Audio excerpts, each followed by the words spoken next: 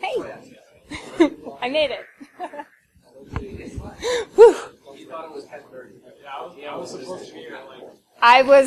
There was one point when I was talking with someone, I was like, yeah, I think I'm speaking at like 10:30, 11, and they were like, no. I was like, it's cool. All right. Okay. Hey, everyone. Thank you so much for coming to my talk about our favorite thing, humans. The worst, right? My name is Ariel, and I am a translator. My degree is in cognitive science and linguistics, and I started my career in defense policy analysis, where I learned to speak Army and Marine Corps and a little bit of Navy, and got into emerging tech, cybersecurity. I've come and hang out with all you guys, and just the other night I was at an event in the intelligence community. I work with 4-star generals and CEOs, and I can somehow talk to all of them. There's a big gap in the InfoSec world between techies and normals, or as I know we've all heard them called, muggles, because that's not full of disdain or anything, right? So the thing about security is that security, especially cybersecurity, information security, isn't going to work until it works for everyone. And you can call humans the weak link in the chain, or you can say that, man, the chain, it really doesn't work for humans, does it? So, either or. This is how we see you. Accuracy notwithstanding, right? Perception is reality. Uh-oh. Meme, come back. Okay. Perception is reality. The InfoSec folks, techies, tend to hang out amongst yourselves in your dark windowless rooms, at conferences with each other. And the only time that we ever talk to you as normals is when there's a problem, right? And something's broken or not doing what it's supposed to be doing. And that's not really a good way to start a relationship. So, at one point, I was going to have a whiteboard, but I don't. So this is going to be the interactive part where I say, how many times have you heard, okay, but why can't I just? Right? Who has a good one? Just shout. Don't make me do it alone, guys. Executives, sure. What's your favorite why can't I just? Or why can't you just? Right? Why can't I just watch Netflix on the corporate network? Anyone else? Why can't I install arbitrary software on my work computer? I don't even know what arbitrary software is. Why can't I just have this thing that I want? Right? Why can't I download DLL on the internet instead of patching it? Sure that. Right? No, why can't I just use Dropbox? Right? Right? Why can't I just use my own laptop? Right? The thing is that this goes both ways, right? Why can't you just leave me alone to do this thing? Right? What are some of the why can't I just that you have said? Or the why can't you just that you as technologists have said to the normals, to the muggles, where you're just like, why can't you just leave me alone so I can do my job? Use Tor, use Signal. Why can't you just use Tor? Why can't you just use Signal? What else? Why can't you just take my recommendations? Oh, why can't you just listen to me? Right? Why can't you just get it? Right? That's actually a great segue. Because the thing is that we don't speak the same language. I've become polyglottal because this is what I do. I'm a journalist, and right now I write for Washington Exec, for whom, by the way, I am not speaking. I'm here in my own capacity. But one of the things that I've had to learn is how to do something like explain a ROP attack in 400 words at the executive level. Why can't you just listen to me? The thing is, it's not about you. We are artists, right? You write code, I write words. At the end of the day, we all take immense pride in the work that we do, in creating what it is that we create. The thing is that if you're going to live off your art, you have to be prepared to do it to someone else's standards. I got on a Twitter fight the other day. Not a huge one, just a little one. With a guy who said something like, you know, oh, don't ask me for a Picasso if you only have finger painters to maintain it. And I said, well, if it was easier to maintain, maybe finger painters would have been enough. And he said, well, no, you can't just ask me for security, words, right? And I was like, if I don't know what that is, as someone who's spent some time in and around all y'all, my guess is your customer probably didn't ask you for that, because they probably don't know what that is either. Especially if they only have finger painters, my guess is that what they really wanted was something that was, you know, at finger painter level. It sucks. We all like perfection, and we know, we have a good sense of what security means, right?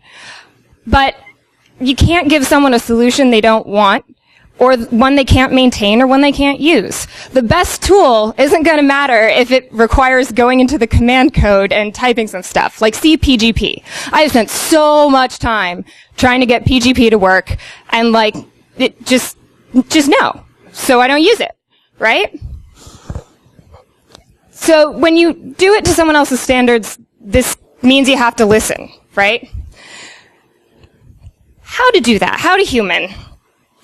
As frustrating as it is, feedback like, why can't I just, is exactly that. It's user feedback.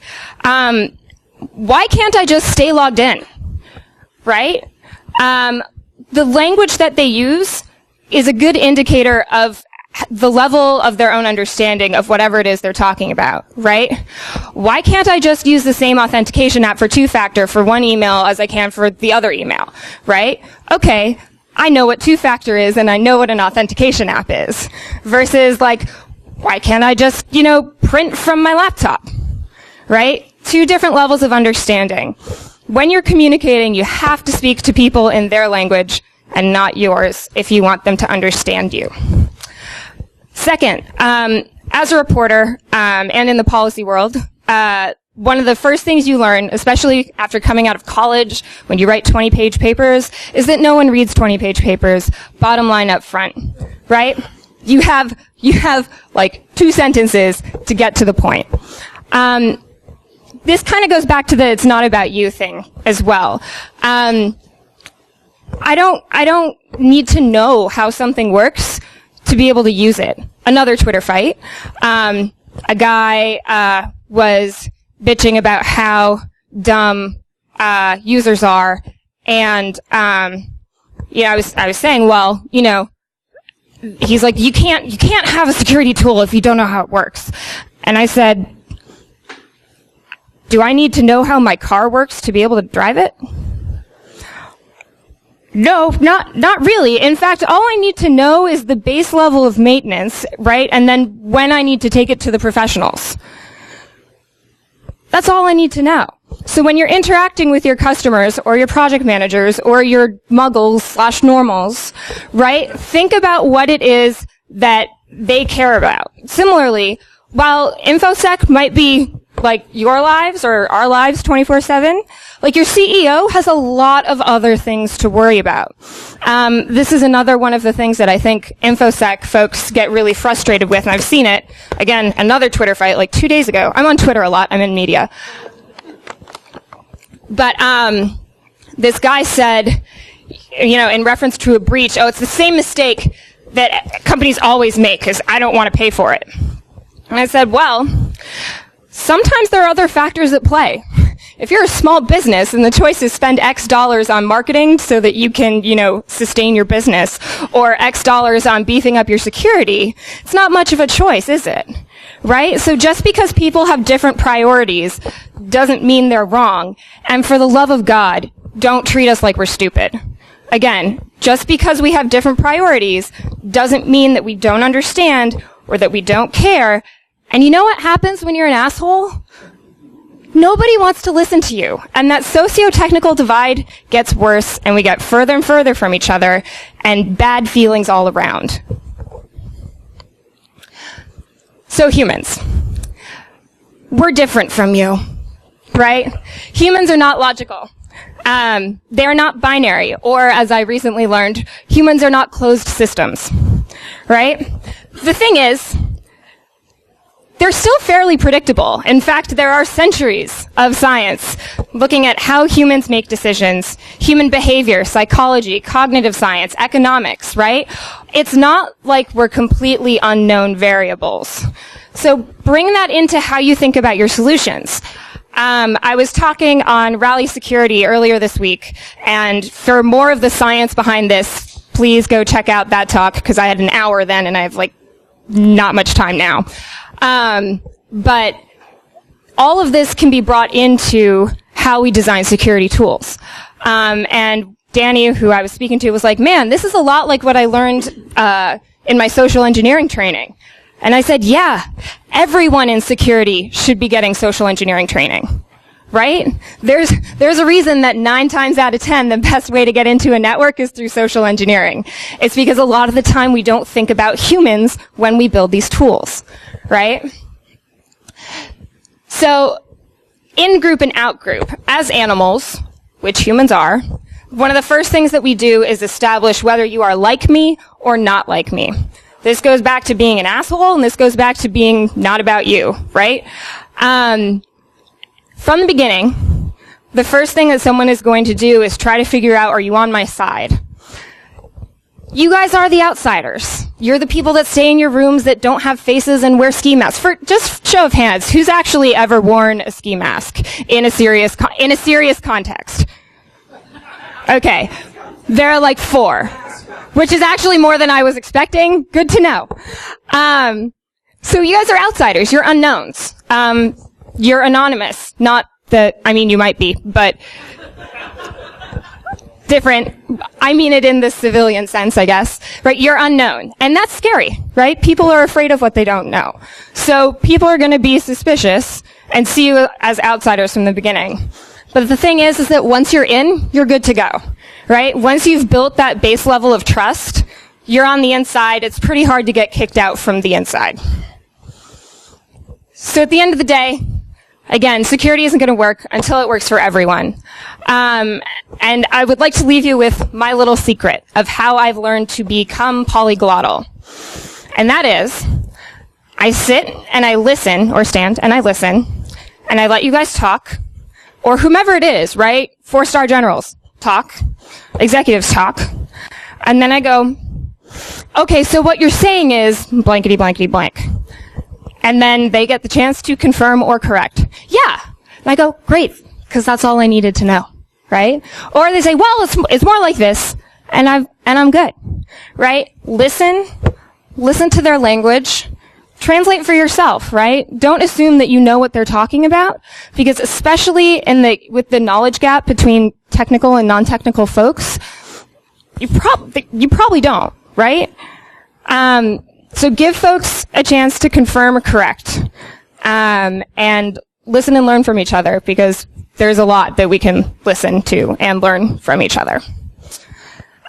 Please shout out to me on Twitter. I also want to hear from you, right? As technical folks, what are the most frustrating things that you see? Find me, talk to me. I'll be here all day. But what are the communication breakdowns that you see? What are the most annoying why can't you justs? Let me know. And with that, thank you so much, and we've got a few minutes for questions.